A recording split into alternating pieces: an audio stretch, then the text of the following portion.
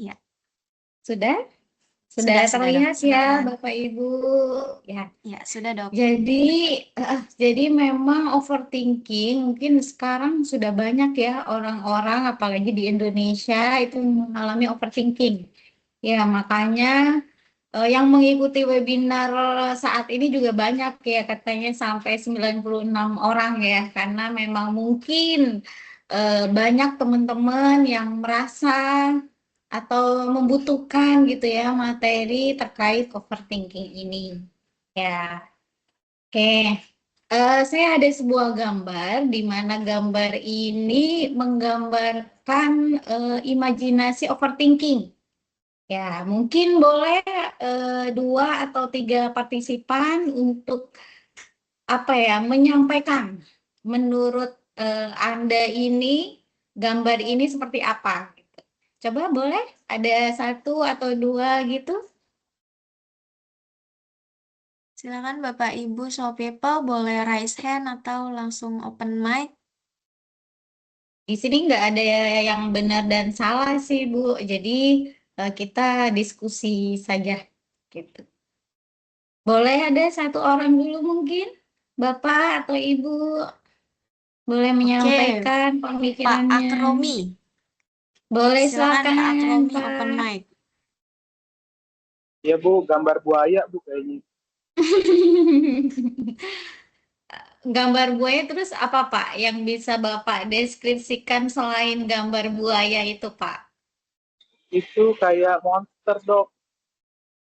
Oh, kayak monster. Iya, Eh, mukanya kalau buaya. menurut kalau menurut Bapak nih kaitannya yang mungkin dengan overthinking seperti apa Bapak? Eh, kayak pengen ngerekam gitu Dok gambarnya Dok. Saya pengen nerekam orang gitu ya Pak ya, buayanya Iya, ya. Oke. ya. Oke, baik Bapak. Terima kasih.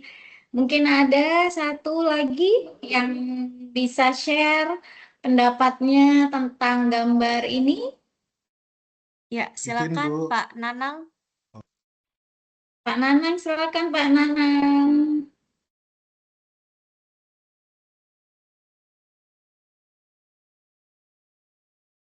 Halo Halo, Pak Pak Nanang. Nanang.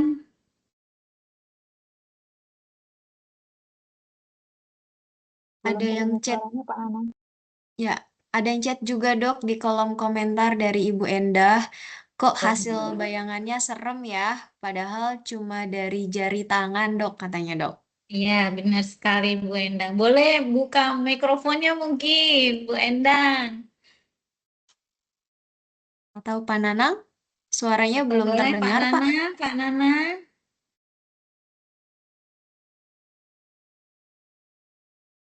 Ya mungkin terkendala di mikrofon ya Terkendala dok ya. ya. Boleh 1 lagi mungkin Bapak Ibu boleh 1 lagi pendapatnya biar pas 3 tuh. Bu, izin ya Bu. Rahayu I- dari Bandung.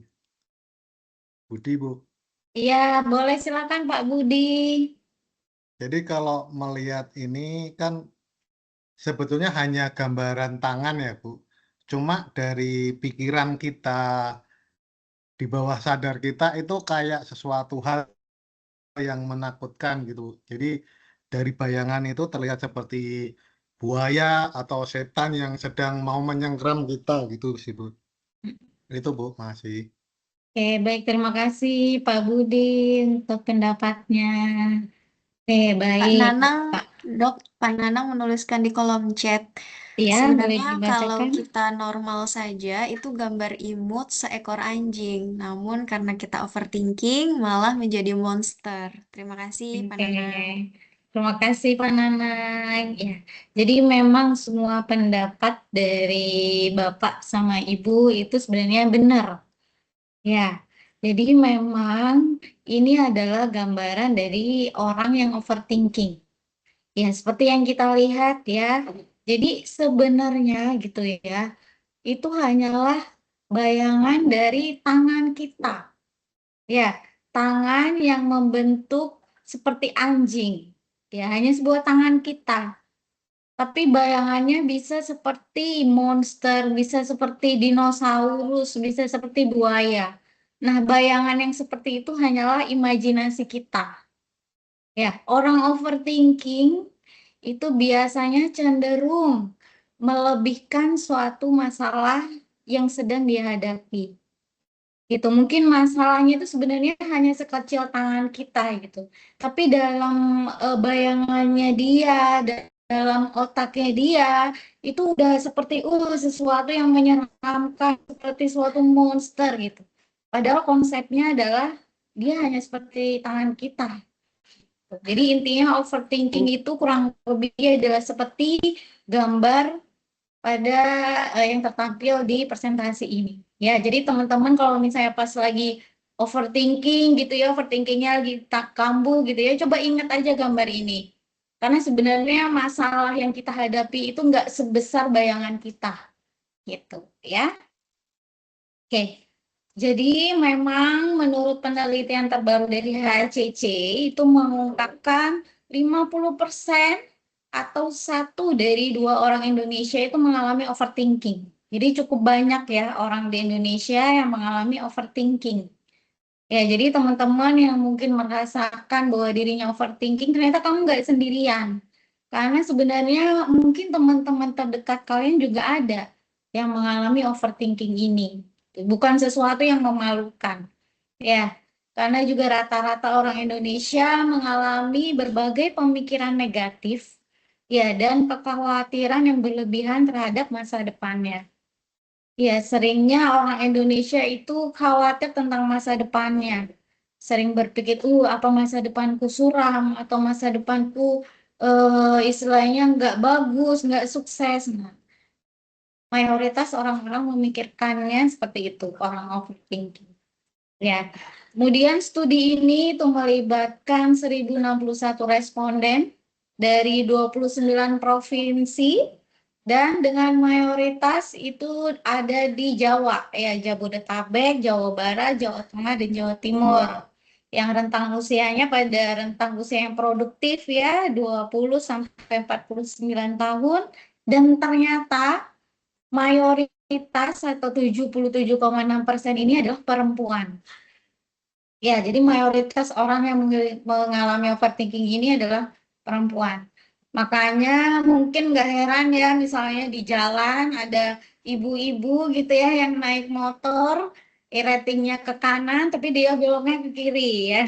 Mungkin teman-teman di sini udah familiar banget ya dengan hal-hal seperti itu.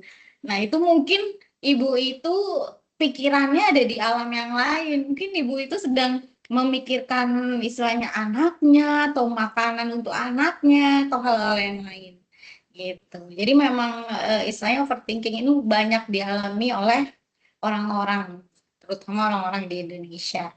Ya, dan sebagian besar responden itu juga tinggalnya di perkotaan dan berstatus menikah.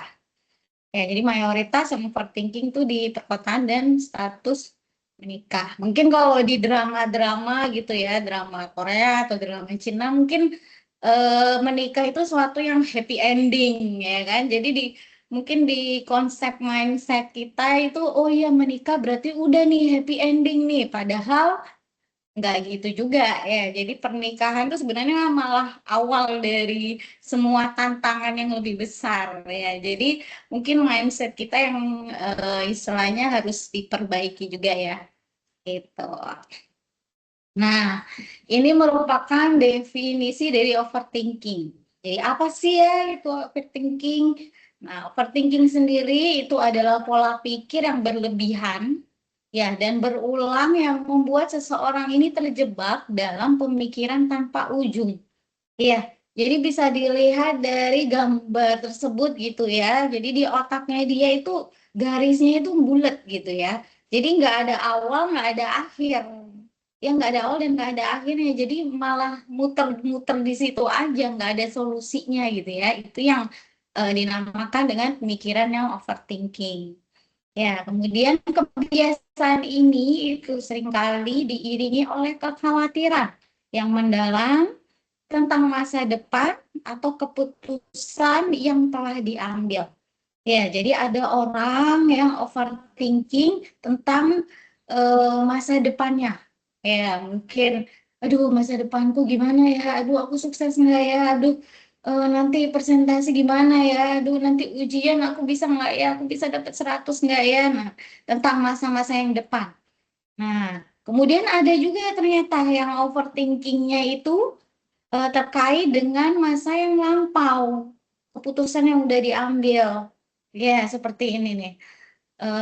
Aduh, kok aku menikah sama ini gini ya? Aduh, harusnya aku menikah sama yang ini. Aduh, aku harusnya mengambil keputusan yang ini. Aduh, aku harusnya nggak resign kerja. Aduh, aku gimana gimana gimana gitu. Tentang masa lalunya gitu ya. Jadi overthinking ini macam-macam. Ada yang mencemaskan masa lalunya atau masa ke depannya gitu. Nah, kalau nggak berujung tuh pemikiran tersebut, nah itu bisa dikatakan overthinking. Nah, ini nih tanda-tanda kita mengalami overthinking. Yang pertama adalah kesulitan menghentikan pikiran yang terus berputar. Ya, jadi pikiran-pikiran itu, kecemasan itu gitu ya, itu selalu berputar, selalu kita memikirkan sesuatu yang sama, yang berulang gitu. Nah, itu dinamakan overthinking. Kemudian orang yang overthinking juga cenderung untuk menganalisa secara berlebihan. Ya, misalnya kita akan presentasi, ya, misalnya presentasi di depan kepala kita gitu ya, kepala departemen kita. Nah, sebelum presentasi dia udah mikir macam-macam nih. Aduh, kalau misalnya presentasiku nggak bagus gimana ya? Aduh, kalau pertanyaannya sulit gimana ya? Aduh, kalau misalnya nanti slide-nya nggak bisa dibuka gimana ya? Gitu. Jadi orang overthinking itu akan cenderung untuk memikirkan masalah yang berlebihan gitu ya. Mungkin itu eh, kadang bagus juga ya kalau misalnya kita bisa mengendalikan. Jadi kan kita bisa tahu nih kalau misalnya ada sesuatu yang akan terjadi, kita bisa mencari nih solusinya kalau misalnya masalah itu terjadi ke kita. Tapi kalau misalnya overthinking itu nggak bisa dikendalikan, itu yang akan berdampak negatif ke kita, malah kitanya yang stres. Gitu. Ya, jadi orang overthinking itu akan cenderung menganalisa secara berlebihan. Kemudian juga orang overthinking itu biasanya terjebak dalam kekhawatiran tentang apa yang bisa salah di masa depan dan sulit untuk mengambil keputusan. Ya, jadi kalau misalnya teman-teman di sini, misalnya kok aku itu susah ya nggak mengambil keputusan besar.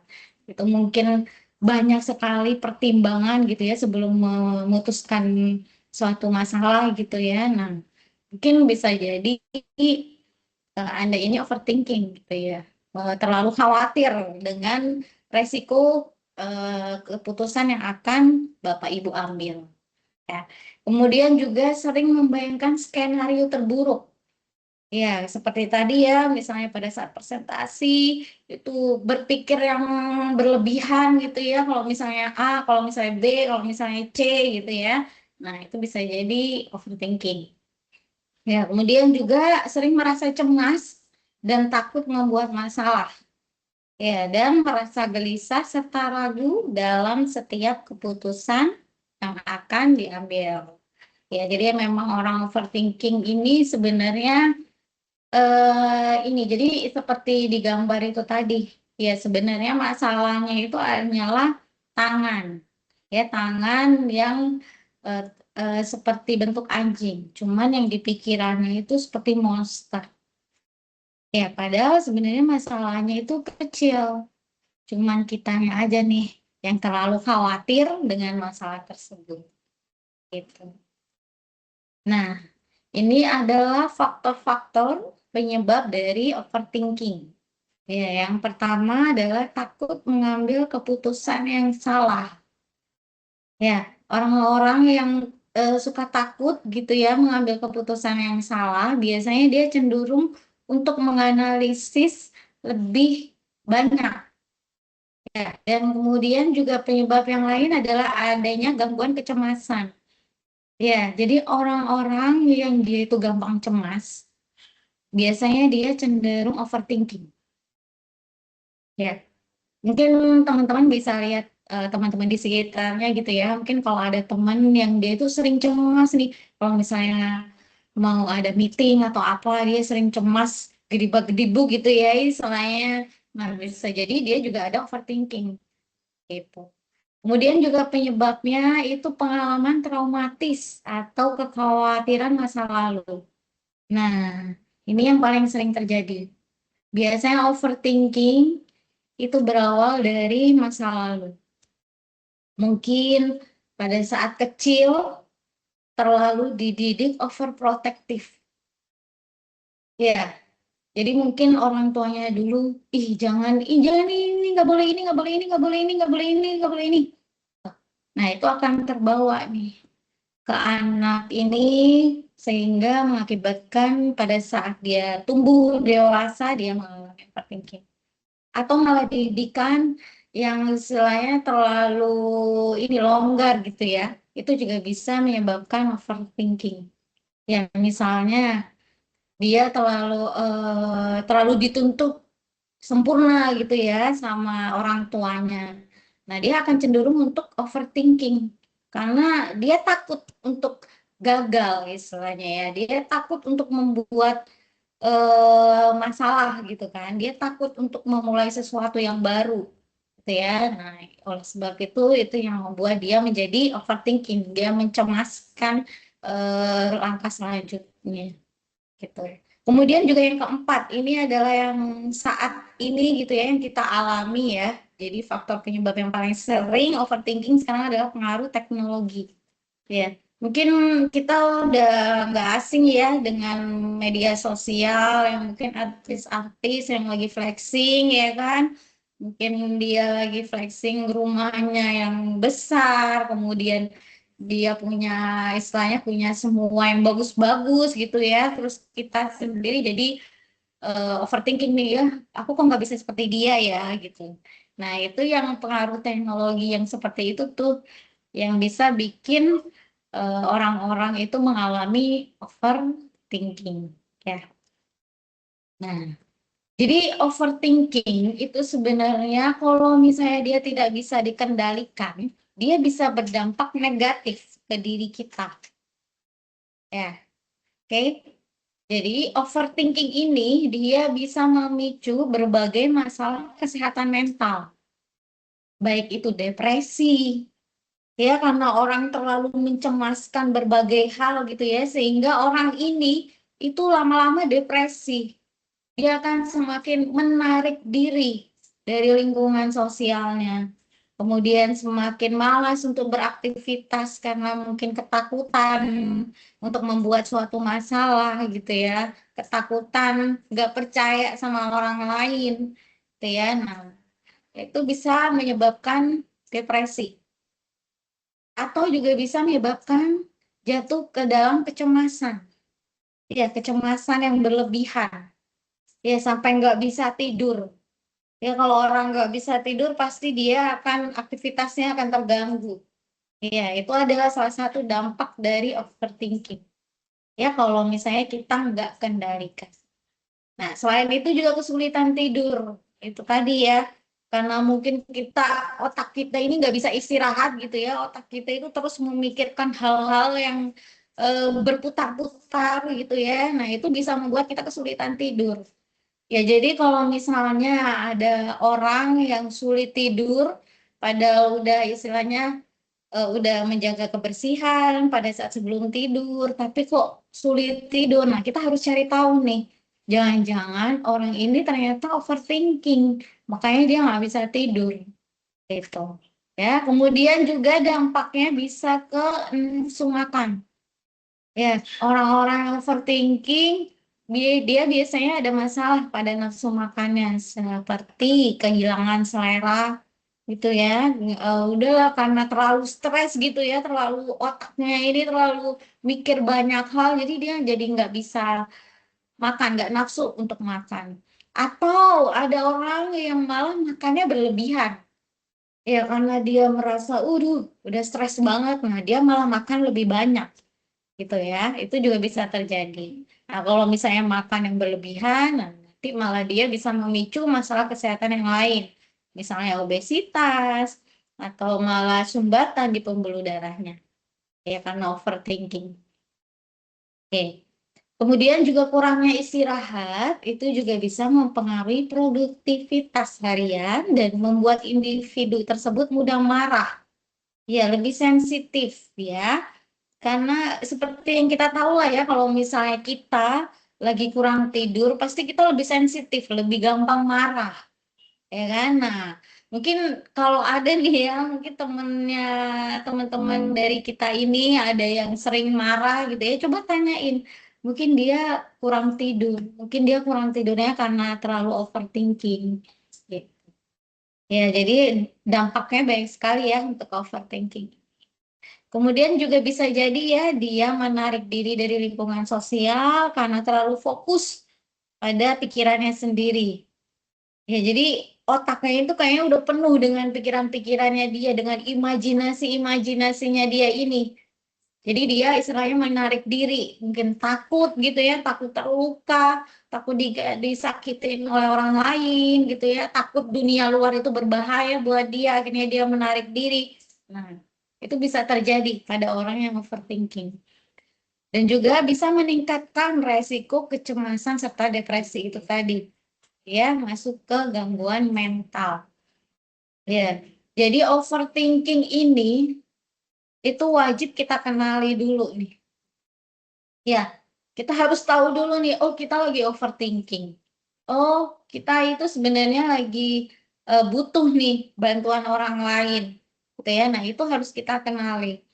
Ya, sehingga kalau misalnya overthinking ini udah berlebihan, udah menimbulkan dampak yang sampai kita nggak bisa tidur, sampai kita nggak bisa beraktivitas dengan baik karena kurang tidur, atau sampai kita ada pemikiran untuk bunuh diri gitu ya, atau menarik diri dari sosial. Nah, itu adalah tanda-tanda bahwa kita itu butuh pertolongan dari tenaga medis ya atau psikolog. Ya. Nah, ini ya gambaran dari orang overthinking ya. Jadi di pikirannya itu seperti bola yang kusut, ya benang yang kusut. Jadi nggak ada awal, nggak ada akhirnya. Ya. Nah, overthinking ini dia bisa membuat orang menjadi cemas, anxiety. Biasanya tanda-tanda kalau kita nih udah ada overthinking dan ada rasa cemas gitu ya, biasanya ini tanda-tandanya. Yang pertama adalah otot kita itu jadi lebih tegang. Ya, makanya kalau kita stres, ya kita biasanya akan lebih cenderung ototnya tegang, lebih sakit-sakit nih ototnya. Nah, ya, jadi orang anxiety biasanya ototnya itu lebih tegang, makanya dia lebih gampang capek. Ya, kemudian juga ada gangguan dari konsentrasi. Ya, jadi dia mungkin disuruhnya apa, malah ngerjainnya apa gitu ya. Atau diajak ngobrol gitu kayak nggak konsen gitu ya. Nah, itu adalah salah satu gejala dari generalized anxiety disorder. Ya, atau dia itu sering marah-marah, sensitif banget. Ya, apa dikit, misalnya ada masalah dikit dia gampang marah. Nah, itu coba deh, siapa tahu dia mengalami anxiety. Ya, kemudian juga susah tidur ya, dan juga nggak bisa istirahat gitu ya, dan itu tadi capek. Ya, orang anxiety itu dia akan cenderung lebih gampang capek. Ya, karena kan dia istilahnya ototnya udah tegang terus, otaknya nggak bisa berhenti mikir gitu ya, pasti dia akan capek. Ya, gitu. Dan atau overthinking ini juga bisa menyebabkan depresi. Ya, dia menarik diri, tanda-tandanya depresi ya. Dia menarik diri dari lingkungan, dia malas untuk beraktivitas, dia malas untuk istilahnya berhubungan sosial dengan orang lain, dia lebih suka tidur, dia lebih suka di kamar sendirian, ya. Kemudian dia sampai nggak bisa tidur atau mikir mau bunuh diri gitu ya. Nah, itu adalah salah satu tanda-tanda dari depresi. Nah, kalau misalnya sudah sampai tahap depresi atau anxiety, berarti memang perlu ke psikiater atau psikolog ya. Kalau di psikiater biasanya akan diberikan obat. Ya, yang pertama obat untuk kalau anxiety dia diberikan obat untuk penenang. Ya, kalau depresi dia diberikan obat khusus untuk depresinya. Dan juga selain obat biasanya juga akan diterapi. Ya, kognitif, terapi kognitif. Ya, jadi dia diajarin gimana caranya dia mengendalikan nih pikirannya dia gitu ya agar lebih positif. Gitu. Jadi kalau misalnya teman-teman di sini atau kerabat terdekatnya teman-teman gitu ya atau sahabat gitu ya yang mungkin ada gejala overthinking yang bahkan mengarah ke depresi atau anxiety, boleh diajak ke mungkin dokter spesialis jiwa ya atau psikiater atau psikolog ya karena mereka itu butuh bantuan gitu ya. Oke, ini ya gambaran orang yang mungkin depresi, ya, dia nggak bisa tidur, meskipun dia posisinya udah tidur gitu ya, tapi mananya tetap melek, pikirannya kosong, ya. Nah ini gambaran orang yang mungkin sedang mengalami depresi, ya. Pada akhirnya overthinking ini bisa membuat seseorang itu terjebak dalam ketidakproduktifan. Ya, karena hanya memikirkan kegagalan dan rencana-rencana cadangan tanpa tindakan nyata. Jadi cuma di pikiran aja, ya, tapi nggak ada actionnya. Ya, terus akhirnya jatuh ke gangguan mental seperti depresi ini. Ya, jadi banyak sekali dampak dari overthinking ini. Nah, kita masuk ke strategi untuk mengatasi overthinking ini. Yang pertama adalah mencari bantuan profesional. Ya, terapi dengan psikolog atau konselor itu dapat membantu seseorang mengenali pola pikir negatif dan mengembangkan strategi coping yang lebih sehat. Dalam beberapa kasus, dukungan profesional itu diperlukan untuk mengelola dampak overthinking yang sudah parah. Ya, jadi teman-teman kalau misalnya merasa dirinya overthinking dan sudah mungkin jatuh ke anxiety atau depresi atau mungkin overthinkingnya itu sangat mengganggu gitu ya. Nah, teman-teman boleh tuh mencari bantuan profesional. Jadi nggak perlu malu ya, karena orang yang istilahnya lebih cepat diterapi, dia perkembangannya akan lebih bagus ya, akan lebih cepat istilahnya produktif lagi. Ya, karena dengan bantuan profesional ini kita bisa istilahnya produktivitas kita juga akan meningkat karena kita bisa mengendalikan overthinking kita. Ya, gitu. Jadi jangan yang pertama harus kita lakukan adalah mencari bantuan profesional. Oke, yang kedua adalah melatih pola pikir positif dan fokus pada solusi. Ya, nah mengubah pola pikir ke arah positif, tapi memang mengubah pola pikir itu terkadang gampang-gampang susah. Ya, karena memang pola pikir itu kan biasanya terbentuk dari kita masih kecil gitu ya, dari kita kecil, kemudian berkembang jadi remaja dan sampai dewasa. Nah, tapi kita perlu mengubah hal itu. Ya, karena kalau misalnya kita nggak mengubah, takutnya kita akan jatuh pada overthinking. Dan jadinya kita jadi nggak produktif gitu. Ya, jadi misalnya nih kita bisa lihat. Kalau misalnya otak kita biasanya bilang, aku tidak bisa melakukannya. Nah, coba ganti deh. Jadi kata-kata aku masih belajar dan akan terus mencoba. Jadi nggak apa-apa, hal-hal baru itu nggak apa-apa untuk kita belajar, gitu ya. Kemudian misalnya otak kita nih biasanya bilang, aku tidak tahu bagaimana caranya, gitu kan. Nah, coba kita ubah, jadi aku bisa belajar kok untuk dapat menyelesaikannya. Aku tidak suka tantangan, gitu. Coba ganti dengan aku seorang pemecah masalah. Gitu. Atau cukup aku menyerah, cukup aku menyerah gitu kan. Biasanya kan itu tuh yang paling sering tuh. Jadi kan udah aku nyerah aja gitu kan yang paling sering. Coba dirubah jadi aku akan menemukan cara lainnya gitu. Jadi kita harus berusaha untuk membuat pola pikir yang positif ya, karena energi yang positif itu akan menarik sesuatu yang positif juga, gitu ya. Jadi kita harus gimana caranya kita harus merubah mindset kita menjadi pola pikir positif, ya. Kemudian memusatkan perhatian pada solusi daripada masalah dapat mengurangi pikiran berlebihan. Ya, kalau misalnya kita lagi berpikir berlebihan, coba kita lebih ke cari solusinya. Ya, kita boleh kalau misalnya kita nih, misalnya ada presentasi, kita mau ada presentasi. Nah, kita kan mungkin kalau orang overthinking pasti akan mikir, aduh kalau misalnya gagal gimana ya, aduh kalau misalnya banyak pertanyaan gimana ya, aduh kalau misalnya istilahnya orang-orang tanggapannya negatif gimana ya. Nah, itu coba aja ditulis. Ya, coba tulis kekhawatiran kita. Nah, setelah kita tulis kekhawatiran kita, coba cari solusi dari masalah-masalah yang kita tulis. Ya, misalnya kita tidak bisa menjawab pertanyaan gitu ya dari audiens. Nah, solusinya apa? Berarti kita perlu membaca lebih banyak agar tidak terjadi masalah itu. Ya, atau mungkin, aduh kalau misalnya saya grogi pada saat presentasi, nah solusinya apa? Berarti tenangkan pikiran sebelum presentasi, ya, atau mendengarkan musik gitu ya yang menenangkan sebelum presentasi. Gitu. Jadi coba tulis dulu aja. Tulis apa yang ada di pikiran kita, kemudian kita cari solusinya.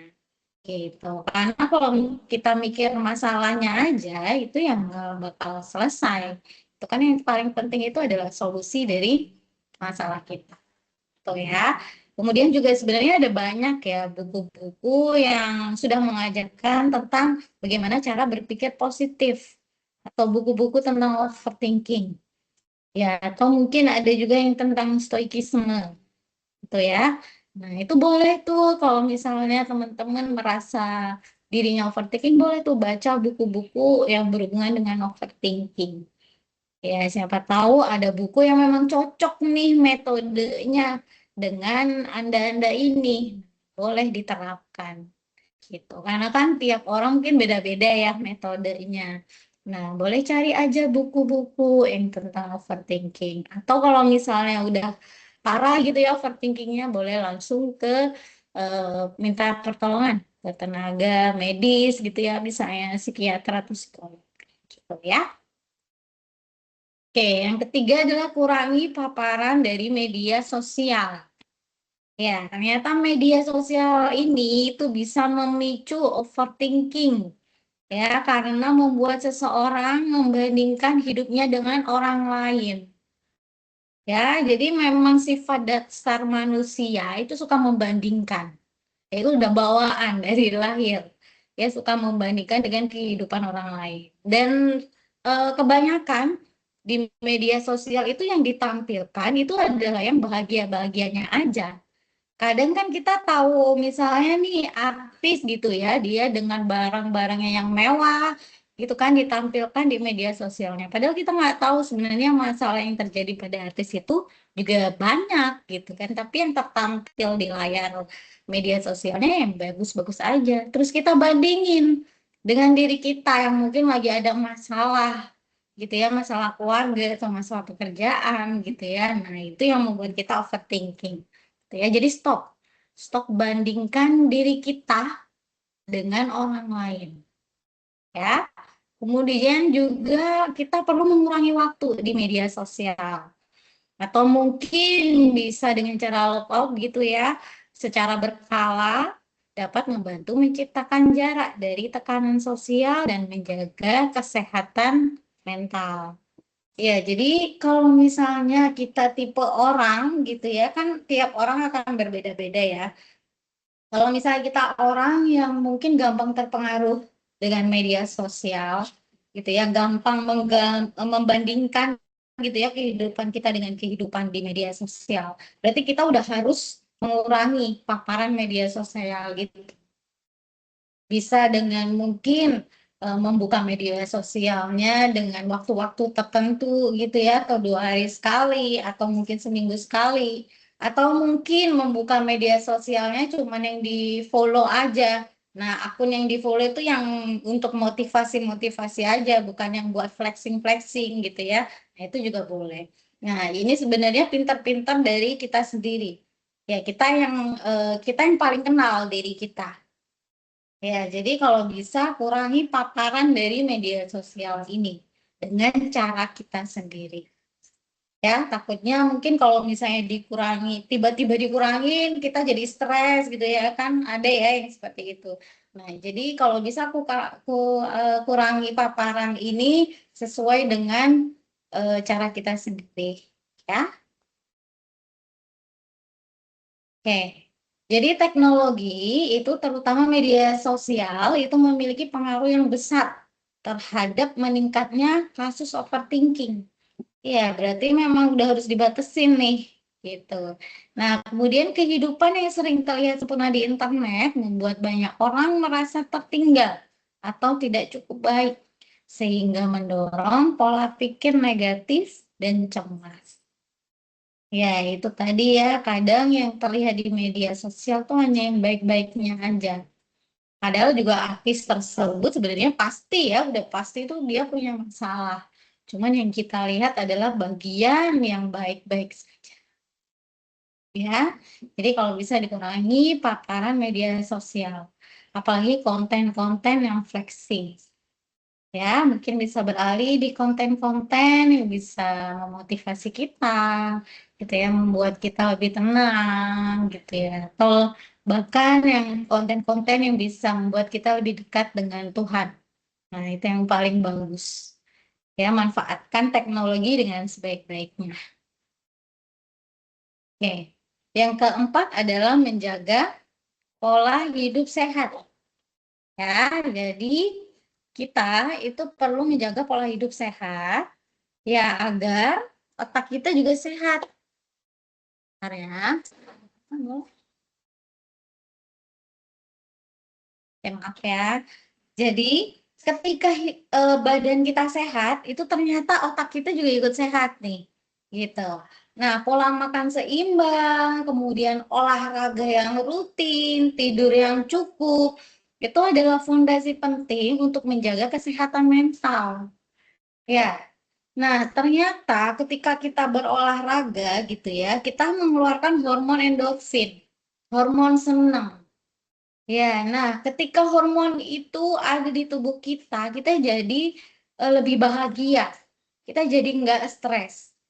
Ya, itulah kenapa kita perlu berolahraga secara rutin. Karena olahraga itu baik untuk kesehatan dan baik untuk kesehatan fisik dan baik untuk kesehatan jiwa. Ya, jadi olahraga itu sangat penting ya untuk kita, untuk badan kita dan otak kita. Ya, kemudian selain olahraga itu juga pola makan yang seimbang ya. Kalau misalnya kita makan yang banyak yang berlemak, makan yang manis, itu juga akan mempengaruhi otak kita juga. Ya, misalnya nih orang yang banyak makan manis gitu ya, itu akan cenderung lebih gampang ngantuk misalnya. Ya, kemudian orang yang makan berlemak berlebihan, itu kan juga bisa mempengaruhi pembuluh darah di otak gitu ya. Nah, pasti kurang lebih akan bisa mempengaruhi kinerja dari otak kita. Ya, dan tidur yang cukup, istirahat yang cukup. Ya, jadi sesibuk apapun kita, itu kita harus meluangkan waktu untuk istirahat. Ya, jadi itulah kenapa bekerja itu harus efektif dan efisien. Ya, kalau bisa bekerja itu tepat waktu gitu ya. Jadi kalau misalnya jam kerjanya 8 jam, ya kita bekerja dengan 8 jam. Itu secara efektif dan efisien. Setelah itu, kita meluangkan waktu untuk diri kita sendiri, misalnya dengan olahraga atau dengan istirahat yang cukup. Gitu ya. Kemudian menghindari kafein dan alkohol. Nah, karena kafein dan alkohol itu bisa memperburuk gejala kecemasan dan memicu overthinking. Ya, ternyata kafein ini dia bisa mengaktifkan sel-sel di otak kita jadi lebih aktif. Ya, makanya kalau orang yang dia gampang cemas, gampang overthinking, kalau bisa udah harus ngurangin kafein ini. Ya, karena kafein itu tipenya stimulan. Itu kafein tuh bisa ada di kopi, bisa ada di teh ya, green tea, matcha atau teh biasa gitu ya. Ya, jadi kalau bisa, kalau ada orang yang cemas, gampang overthinking, harus sudah ngurangin kafeinnya. Coba ganti dengan air putih ya, yang lebih sehat. Oke, mungkin cukup sekian presentasi dari saya. Mungkin saya kembalikan ke Bu Ayu. Boleh Bu Ayu? Ya, terima kasih Dokter Karisa atas pemaparan materinya. Boleh kita berikan reaction ya untuk Dokter Karisa ya. Terima kasih dokter, materinya sangat baik sekali untuk kita semua. Banyak hal yang menarik yang bisa kita pelajari ya, Bapak Ibu Soul People. Tadi sudah dibahas bagaimana otak kita bekerja saat overthinking, kemudian dan yang paling pentingnya bagaimana kita harus mengelolanya agar tidak mengganggu keseharian kita. Nah, sekarang sebelum kita masuk ke sesi tanya jawabnya, sudah ada beberapa pertanyaan di kolom chat. Saya ingin mengajukan pertanyaan pembuka dulu, Dok, dari saya, Dok ya. Tadi dokter sempat menyinggung bahwa overthinking itu seringkali muncul karena kekhawatiran yang mendalam tentang masa depan atau keputusan yang telah diambil, gitu ya, Dok ya. Nah, bagaimana, Dok, kita cara membedakannya antara berpikir kritis dengan overthinking? Karena terkadang rasanya tipis sekali ya dok ya batasnya ya dok ya. Boleh silakan dokter Karisa.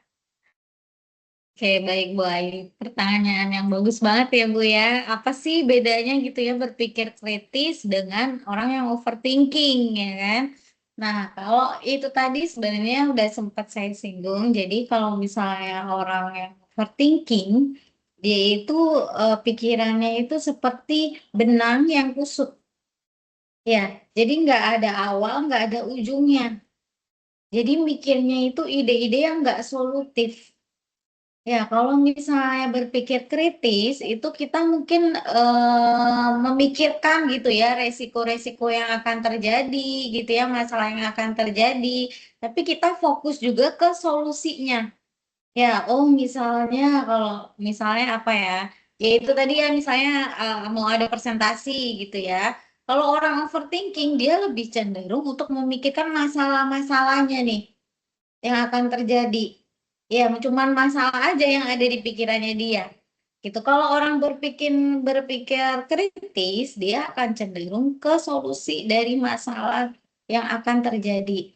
Misalnya kalau misalnya dia akan presentasi, mungkin masalahnya itu tadi dia kurang menguasai materi. Nah, caranya adalah dengan dia membaca lebih banyak tentang materinya gitu. Atau kalau misalnya dia takut untuk terbata-bata pada saat menyampaikan materi, nah berarti solusinya adalah dia latihan terus presentasinya gitu. Jadi kalau berpikir kritis itu dia masih bisa mengendalikan pikirannya dan lebih cenderung ke solusi gitu. Oke, terima kasih dokter Karisa atas penjelasannya. Jadi nanti kita Bapak Ibu Soho People boleh memilah-milah ya. Ini sekarang lagi overthinking atau kita lagi berpikir kritis seperti itu ya dokter ya. Baik, kita akan bahas pertanyaan yang sudah masuk di kolom chat. Yang pertama dari Pak Nanang. eh Pak Nanang pernah melihat di YouTube dok terkait aliran yang stoikisme. Di situ ada tokoh yang bernama Marcus Aurelius. Tadi stoikisme sempat disinggung juga nih sama dokter Karisa ya. Jadi ada quotes-nya itu, jangan biarkan pikiran menguasaimu, namun kamulah yang mengatur apa yang akan kamu pikirkan. Nah, bagaimana menurut dokter atas quotes tersebut? Silakan dokter. Ya, benar. Tadi saya sempat singgung ya tentang stoikisme. Jadi quotes-nya ini sebenarnya Pak Nanang bagus banget nih quotes-nya ya istilahnya. Jadi memang jangan sampai pikiran kita itu menguasai kita. Ya, kalau pikiran yang lebih menguasai kita, nah nanti kita masuknya adalah ke gangguan mental. Nanti kita bisa sampai ke depresi, sampai ke anxiety. Itu adalah pikiran yang menguasai kita. Ya, Tapi kalau misalnya kita yang menguasai pikiran, nah kita itu punya kendali ke pikiran kita. Nah, kita bisa lebih mengontrol pikiran kita gitu. Jadi itu memang bagus sekali ya. Saya pernah lihat YouTube kalau nggak salah yang tentang stoikisme ini. Ya, jadi kalau di stoikisme ini sebenarnya dibagi nih. Jadi masalah itu dibagi dua. Ya, masalah yang bisa kita kendalikan sama yang tidak bisa dikendalikan. Nah, kita fokusnya itu adalah masalah yang bisa kita kendalikan. Ya, misalnya pada saat tadi ya seperti yang di presentasi, misalnya masalah-masalah yang tadi muncul gitu ya, seperti mungkin kita kurang siap, mungkin kita terbata-bata, itu kan masih bisa dikendalikan ya dengan mungkin memperbanyak persiapan, memperbanyak latihan. Tapi ada masalah-masalah yang tidak bisa dikendalikan, misalnya kalau misalnya pas presentasi tiba-tiba mati lampu gimana ya? Pas tiba-tiba gempa bumi gimana ya? Itu kan masalah yang tidak bisa kita kendalikan ya. Nah, masalah yang tidak bisa kita kendalikan itu ya kita cuma bisa pasrah ke Tuhan istilahnya gitu.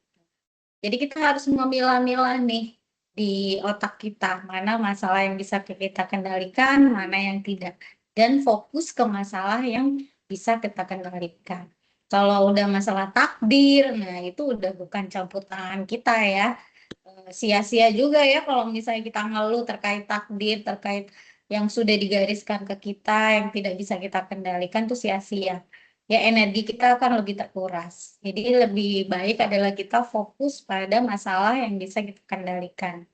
Gitu. Sebenarnya seperti itu sih, Bu. Ya, terima kasih Dokter Karissa atas penjelasannya. Apakah ada tanggapan dari Pak Nanang?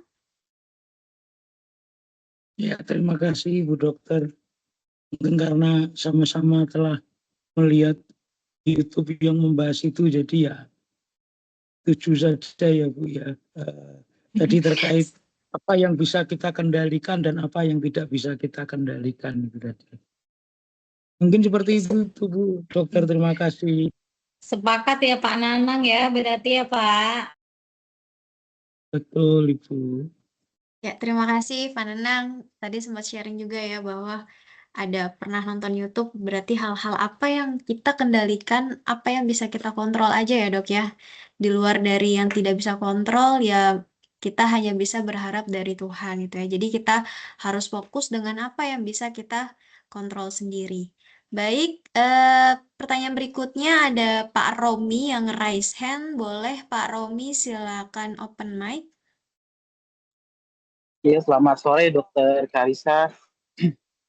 Dok, Selamat sore mau Pak. ya, Dok mau tanya sebetulnya itu overthinking itu menyebabkan kita mental health atau mental health yang memiliki jadi overthinking itu Dok, karena memiliki bipolar atau memiliki borderline personality disorder itu yang membuat orang itu overthinking Dok. Jadi itu pertanyaan pertama saya ya Dok.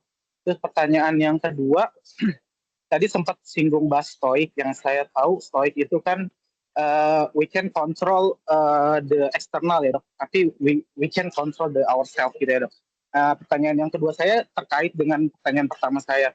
Kalau misalkan orang yang sudah didiagnos memiliki gangguan mental seperti borderline personality disorder, overthinking, anxiety, depression dan sebagainya, apakah itu masih bisa ibaratnya di suggestion untuk memahami prinsip stoik itu sendiri Dok, karena kan dia aja nggak bisa kontrol dia punya mind gitu ya Dok ya.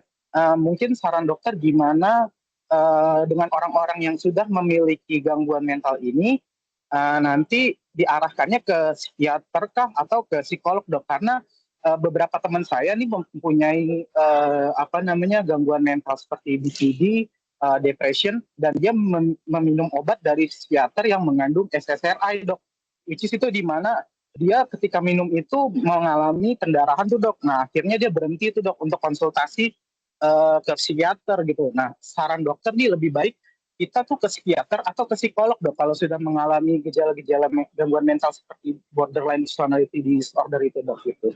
Terima kasih ya Dok. Oke, sama-sama Pak Akromi. Jadi langsung saya jawab kali ya Pak ya. Ya, jadi apa sih istilahnya kaitannya gitu ya gangguan mental sama overthinking? Apakah overthinking dulu baru gangguan mental? Apakah gangguan mental dulu baru overthinking ya kan? Nah itu bisa dua-duanya Pak. Jadi memang gangguan mental dan overthinking itu kadang nggak bisa dipisah. Ya, jadi bisa overthinking itu menyebabkan gangguan mental atau gangguan mental sendiri itu bisa bikin overthinking. Ya, jadi dua-duanya ini terkadang tidak bisa dipisah. Ya, cuman yang digarisbawahi adalah kalau misalnya sudah ada gangguan mental, udah didiagnosis ada gangguan mental seperti depresi atau anxiety gitu ya atau bipolar, berarti itu sudah butuh pertolongan ke dokter atau psikiater. Ya, karena butuh pengobatan untuk masalah gangguan mentalnya ini. Ya, jadi nggak bisa dipisah ya Pak ya antara overthinking dan gangguan mental mana yang lebih dulu. Nah, kalau misalnya overthinking ini udah membuat kita nggak bisa tidur, udah aktivitas kita jadi terganggu, nah itu juga butuh pertolongan ke dokter. Itu. Jadi bisa saling mempengaruhi nih Pak antara gangguan mental dan overthinking. Intinya adalah kalau udah istilahnya mengganggu aktivitas gitu ya, berarti udah harus butuh pertolongan orang lain. Itu pertanyaan yang pertama. Nah, yang kedua itu terkait dengan stoikisme dan orang yang sudah didiagnosis dengan gangguan mental. Nah, jadi orang yang sudah didiagnosis gangguan mental, misalnya dia depresi gitu ya. Nah, itu kan memang sudah ada adanya penurunan neurotransmitter gitu ya di dalam otaknya dia. Ya sudah ada kelainan nih. Ya di kelistrikan otaknya dia. Nah, sehingga yang perlu istilahnya yang utama harus dilakukan adalah menormalkan kelistrikan itu dengan cara meminum obat yang diberikan oleh dokter psikiater. Ya, nah obat itu tadi itu sebenarnya macam-macam Pak. Ini sekalian menjawab yang pertanyaan ketiga ya. Jadi obat untuk depresi itu sebenarnya ada macam-macamnya. Ya, ada SSRI ya atau ada yang lainnya. Nah, kalau misalnya dari obat ini mungkin ada efek samping seperti perdarahan atau apapun itu gitu ya. Baiknya adalah kembali lagi ke dokternya. Ya, jadi supaya dokternya ini tahu, oh ternyata dengan diberikan obat ini ada efek samping seperti ini sehingga bisa diganti obatnya atau mungkin diganti dosisnya. Ya, karena obat kan macam-macam ya untuk obat depresi atau anxiety sendiri. Ya, jadi saran saya adalah kembali ke dokternya. Nah, biasanya dokter psikiater itu selain memberikan obat, dia juga akan terapi secara kognitif. Ya, kognitif behavior. Jadi dia juga nggak cuma ngasih obat aja, dia juga melatih pola pikirnya. Nah, biasanya kalau di rumah sakit, psikiater sama psikolog itu kadang nggak terpisah. Ya, jadi dia bersama-sama gitu ya untuk menyembuhkan pasien ini. Jadi kolaboratif antara psikiater dan psikolog. Karena dia menurut saya bukan sesuatu yang terpisah. Ya, dia butuh obat dari psikiater, dia juga butuh terapi terkait dengan kebiasaan mentalnya dia gitu, mental health-nya gitu sih. Jadi dua-duanya perlu Pak, psikiater dan psikolog. Biasanya kalau di rumah sakit udah terintegrasi sih Pak, seperti itu Bapak Tommy. Itu sih Pak kalau untuk Jadi kita stoik, gimana ke Pak? psikiater dulu atau ke psikolog dulu ya Bu? Kalau gitu ya dok? Mm-mm. Kalau sudah ada gejala seperti bipolar gitu ya, atau depresi, atau anxiety, itu wajib ke psikiater dulu. Gitu, karena memang perlu obat Pak. Seperti yang saya terangkan, kalau depresi itu dia kelistrikannya itu menurun Pak, sehingga perlu dinormalkan lagi dulu kelistrikannya. Itu baru nanti bisa terapi kognitif behaviornya itu. Gitu, Pak. Ya, jadi harus dua-duanya kalau sudah jatuh ke gangguan mental ya, seperti bipolar, depresi, atau anxiety disorder. Itu bersama-sama itu, Pak.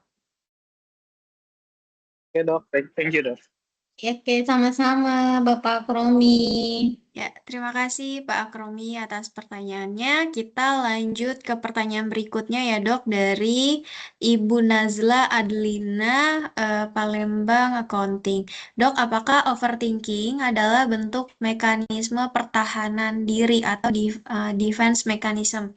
Atau justru gejala dari kurangnya rasa percaya terhadap diri sendiri, Dok?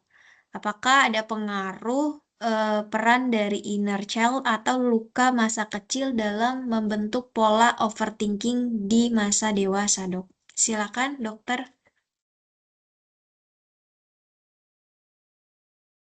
Oke, baik Bu Ayu. Jadi memang setiap orang itu dia memiliki mekanisme pembelaan diri. Jadi itu yang membuat kita setiap ada masalah, seseorang itu bisa menanggapinya berbeda-beda. Nah, itu adalah tergantung dari mekanisme pembelaan ego namanya ya, gitu. Nah, orang yang overthinking itu ketika dia itu terlalu mencemaskan sesuatu yang belum terjadi atau sesuatu yang di masa lampau. Ya, kalau misalnya di pikirannya dia itu terlalu berlebihan, seperti yang gambar tadi ya, terlalu berlebihan dan hanya berputar-putar di situ saja gitu ya. Nah, itu masuk dalam overthinking. Ya, berarti udah kriteria overthinking. Ya, bukan istilahnya pertahanan diri kita. Dan kadang memang itu tadi, orang yang overthinking itu terkadang ada riwayat nih dulu-dulunya. Mungkin pada saat kecil dia terlalu dilarang, ya apa-apa nggak boleh, apa-apa ditakutin, ya kan? Kadang-kadang anak kecil, hei itu apa namanya? Ada setan, ada itu loh, nanti berbahaya loh, gitu. Terlalu ditakut-takutin ya anak kecil. Nah itu kadang akan terbawa sampai kita dewasa nanti, gitu. Atau malah yang itu tadi dituntut perfeksionis sama orang tuanya. Ya misalnya dia itu selalu dituntut nilainya A terus. Selalu dituntut jadi anak baik. Ayo, harus jadi anak baik, nggak boleh gini, gitu. Nah, itu yang membuat kita nanti akan terbawa menjadi overthinking pada saat sudah dewasa, gitu.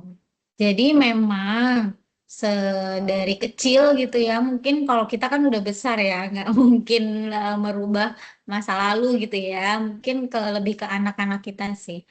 Jadi kita jangan sampai terlalu ketat gitu ya ke anak kita, jangan terlalu longgar juga gitu. Kalau bisa kita lebih ke berdiskusi sih ya sama anak kita. Kita kasih paparan misalnya kalau anak kita suka naik-naik ke meja, apa yang bisa terjadi? Bisa jatuh, bisa ini gitu. Jadi istilahnya kita jangan terlalu ketat dan jangan terlalu longgar gitu. Karena masalah-masalah mental gitu ya, gangguan mental biasanya memang berkaitan dengan apa yang terjadi di masa kecilnya gitu.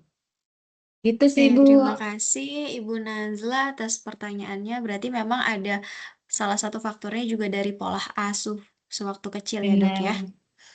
Oke, kita lanjut ke pertanyaan berikutnya karena masih ada 3, 4, 5, 6, 7 pertanyaan lagi, Dok ya. Oke, pertanyaan berikutnya dari Pak Denny Samarinda Logistik Head. Dalam kondisi kita sebagai leaders, apa yang bisa kita lakukan untuk memberikan kenyamanan kepada tim kita agar tidak mudah overthinking, Dok? Misalnya terkait dengan target atau pekerjaan yang penuh challenge ya. Pendekatan apa yang kita bisa lakukan agar mereka tetap on track dalam bekerja tanpa mengkhawatirkan hal yang belum terjadi, Dok? Silakan, Dokter Karisa. Ini sebenarnya berkaitan dengan leadership juga nih ya, Pak. Dengan Pak Denny nih ya. Ya, jadi memang itulah seninya leadership sih ya. Jadi ketika kita memimpin suatu tim, pasti di dalam tim tersebut itu ada banyak karakter. Ya, ada banyak karakter yang ada di dalam suatu tim. Ada orang yang mungkin dia sensitif nih. Mungkin kalau habis dimarahin dia semakin down. Ya, Atau ada orang yang dia harus dicecar dulu nih, agak ditekan dikit nih, baru dia bisa menjadi yang terbaik versi dia gitu ya.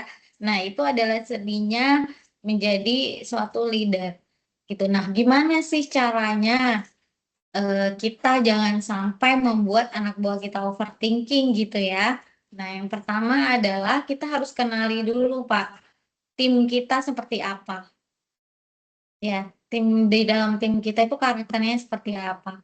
Apakah ada yang dia memang gampang atau dia gampang banget overthinking atau dia orangnya ya itu tadi. Jadi kita harus kenali dulu karakter dari tim kita seperti apa.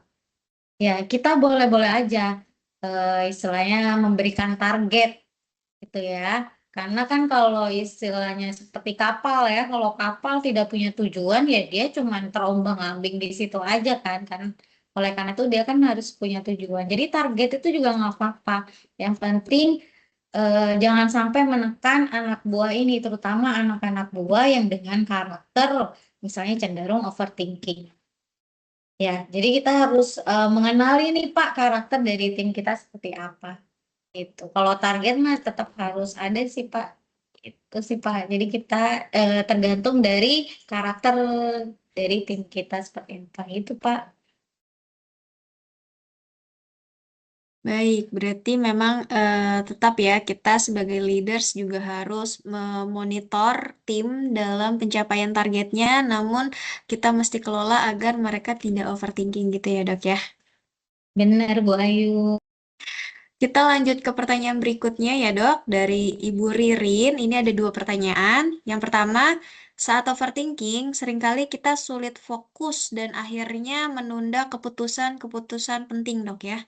Bagaimana cara agar tetap berpikir logis dan objektif ketika rasa cemas dan khawatir sudah menguasai kita? Mungkin ini juga terkait dengan pertanyaan saya tadi ya dok ya, cara membedakannya ya dok ya. Mungkin ada tambahan lagi dari dokter kah? Oke, mungkin kalau dari pertanyaan ini yang saya lihat sih pada saat dia overthinking kayaknya nih.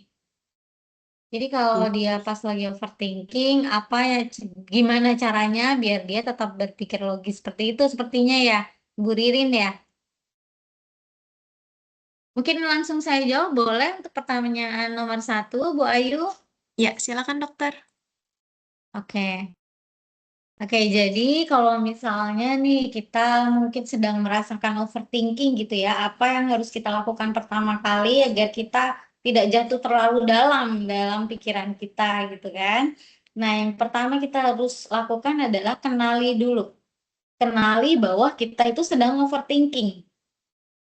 Ya, kenali dulu nih. Jadi kita punya rem nih. Ya, misalnya kita lagi berpikir yang berlebihan. Nah, itu kita langsung udah harus mikir, oh ini aku lagi overthinking nih. Oh, ini aku lagi overthinking nih. Aku harus ngerem dulu nih. Gitu. Jadi yang pertama adalah kenali. Ya, yang kedua cobalah untuk misalnya melihat sesuatu yang berkaitan dengan alam. Ya, misalnya kita bisa melihat pohon atau tumbuhan, ya mungkin pada jendela kita, gitu ya. Nah, coba alihkan dulu nih sensori kita. Ya, mungkin dengan melihat alam, merasakan sesuatu gitu ya. Nah, itu adalah cara mengalihkan pikiran kita. Itu yang kedua.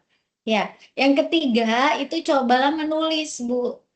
Ya, jadi sebenarnya apa sih masalah-masalah yang saya pikirkan tuh sebenarnya apa aja gitu kan. Coba Ibu tulis nih, Ibu list. Oh, masalahnya ini. Oh, masalahnya ini. Oh, masalahnya ini gitu. Jadi Ibu tulis aja masalah-masalah yang ada di pikirannya Ibu. Terus yang keempat, Ibu cari solusinya.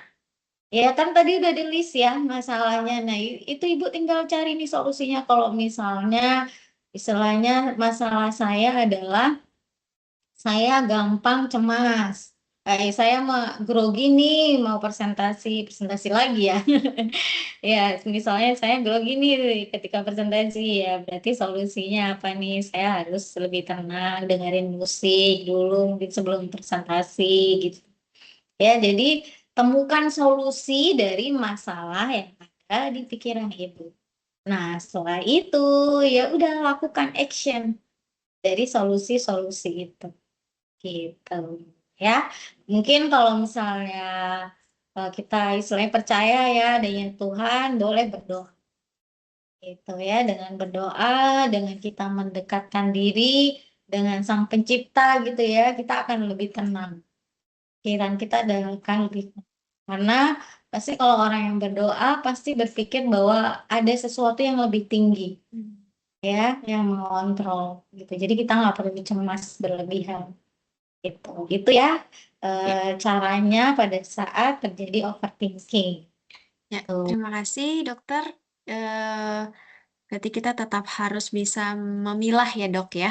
Memilah dulu pikiran tersebut apakah itu overthinking atau memang itu adalah pemikiran logisnya kita.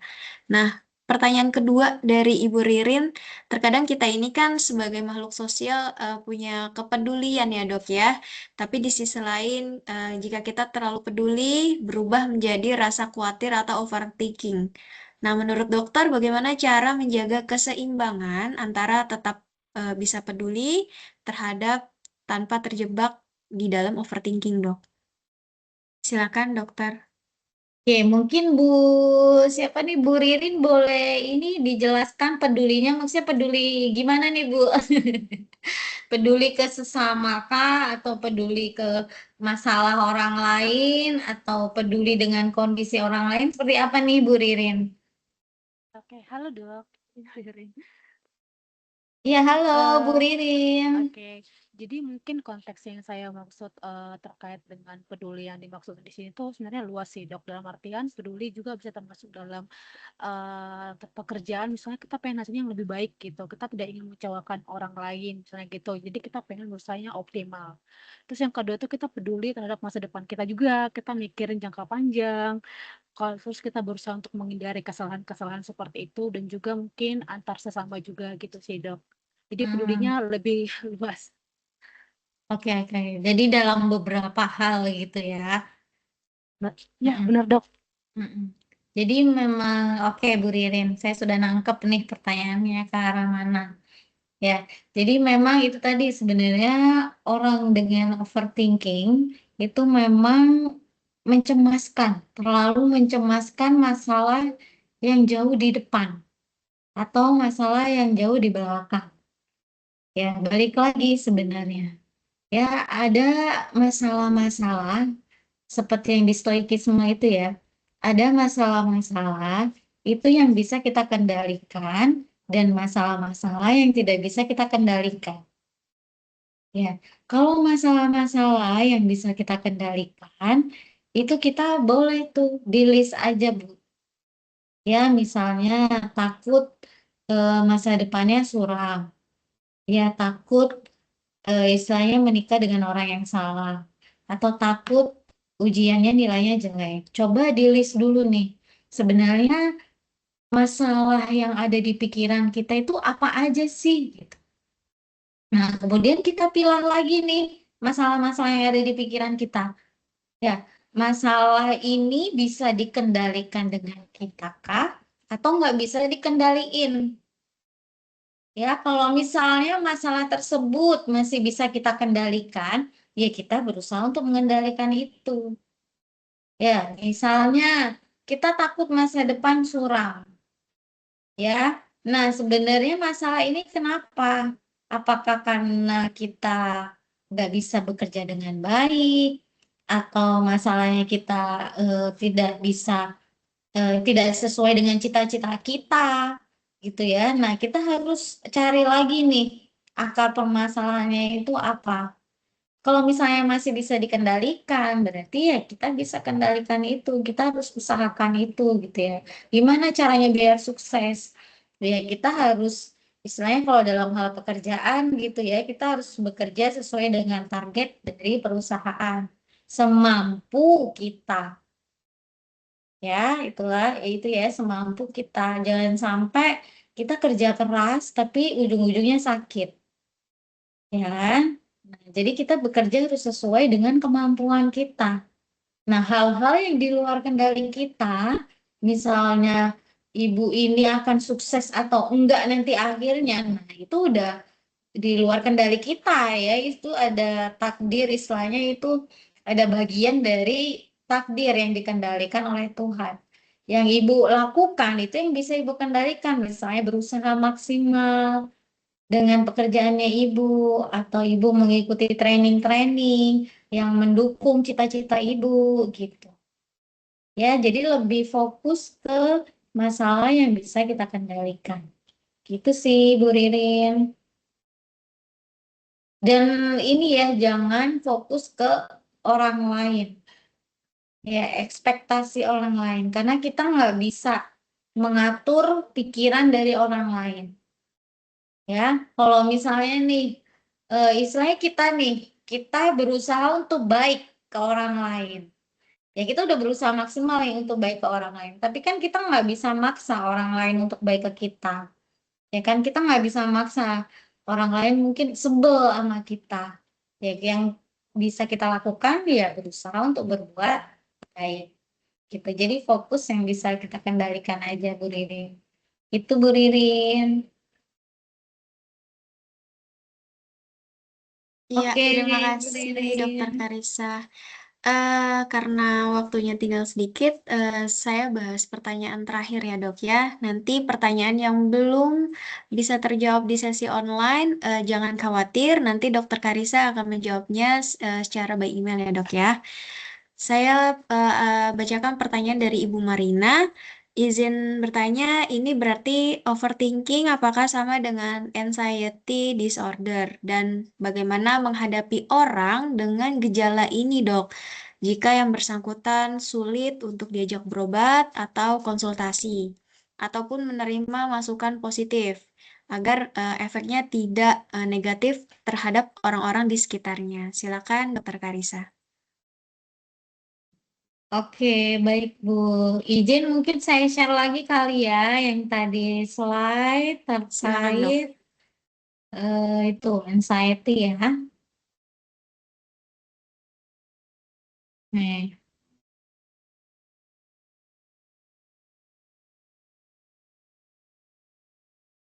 Hmm.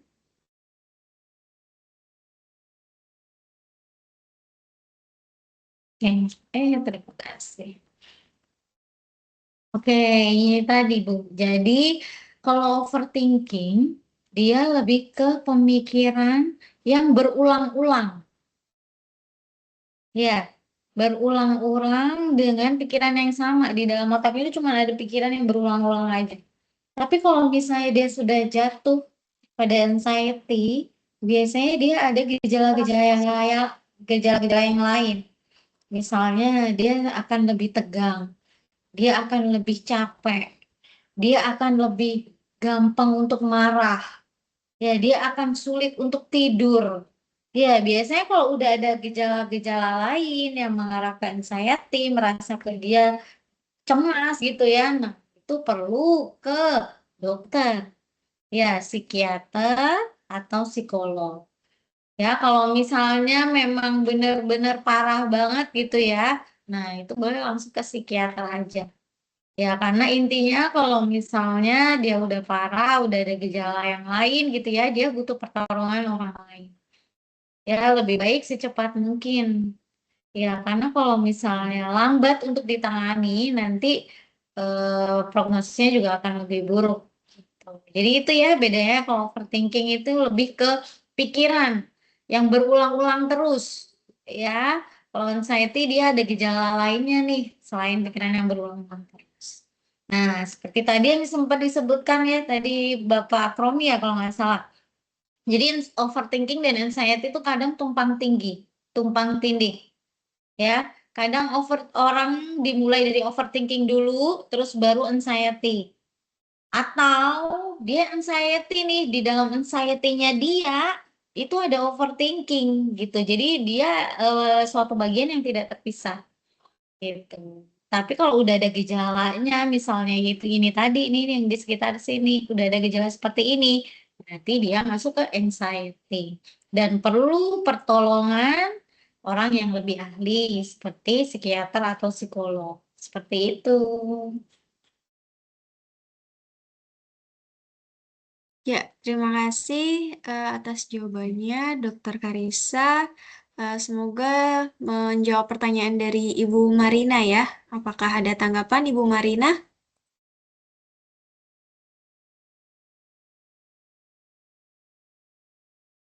Oke, sudah dijawab di kolom chat. Terima kasih, Bu Marina. Baik, tidak terasa kita sudah sampai di penghujung acara SGH Webinar Series hari ini, Dr. Karisa dan juga Bapak Ibu Soho People. Saya ingin mengucapkan terima kasih kepada Dr. Karisa atas pemaparan materi yang disampaikan. Ini banyak wawasan yang sangat berharga bagi kita semua, yaitu tadi kita pelajarin bersama ya, Bapak Ibu Soul People, apa itu overthinking, kemudian tanda-tandanya apa saja, faktor penyebabnya, dan juga Dr. Karisa menyampaikan strategi dalam mengatasi overthinking yang bisa kita lakukan agar pikiran lebih tenang dan fokus. Saya juga ingin mengucapkan terima kasih kepada tim dari Biomedi Lab dengan Ibu Terry dan Ibu Dilah yang hadir juga di sesi ini atas penyelenggaraan Health Talk hari ini. Kemudian terakhir, sebelum saya tutup sesinya, apakah ada pesan singkat dari Dokter Karisa untuk kami semua nih dok, hal terpenting yang harus kami ingat agar tidak terjebak dalam lingkaran overthinking. Silakan Dokter Karisa. Oke, baik. Terima kasih Bu Ayu. Jadi mungkin kalau pesan dari saya gitu ya, kalau yang pertama adalah coba kita kenali diri kita, ya, kita lebih kenali diri kita. Kalau misalnya memang ada gejala-gejala yang mengarah ke overthinking, berarti kita harus kendalikan itu. Dan kalau misalnya sudah ada gejala-gejala seperti kurang tidur atau beraktivitasnya jadi menurun, produktivitasnya menurun, berarti perlu pertolongan yang lebih ahli. Gitu. Mungkin saya kutip dari tadi Bapak siapa ya, Bu? Bapak Nanang ya. Nah, ini ya, saya kutip izin Bapak Nanang. Jadi jangan biarkan pikiran itu menguasaimu. Namun kamulah yang mengatur apa yang akan kamu pikirkan. Ya, oke, mungkin cukup dari saya. Wassalamualaikum warahmatullahi wabarakatuh.